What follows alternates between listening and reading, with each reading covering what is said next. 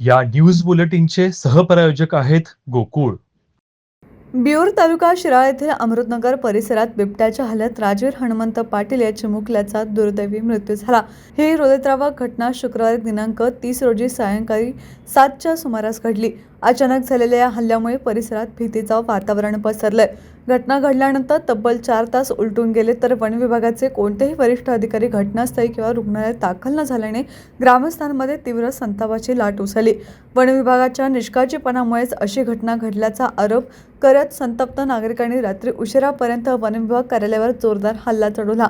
यावेळी नागरिकांनी संबंधित वन विभागाच्या अधिकाऱ्यांवर त्वरित कारवाई करून त्यांना निलंबित करण्याची ठाम मागणी केली. जोपर्यंत जबाबदार अधिकाऱ्यांना निलंबित केले जात नाही तोपर्यंत मृतदेह ताब्यात घेणार नाही अशी आक्रमक भूमिका ग्रामस्थांनी घेतली. त्यामुळे राजवीर पाटील याचा मृतदेह उशिरापर्यंत उपजिल्हा रुग्णालयातच ठेवण्यात आला होता. दरम्यान या घटनेमुळे अमृतनगर आणि परिसरातील नागरिकांमध्ये तीव्र भीती असून बिबट्याचा तातडीने बंदोबस्त करण्याची आणि कायमस्वरूपी उपाययोजना करण्याची मागणी जोर धरत आहे.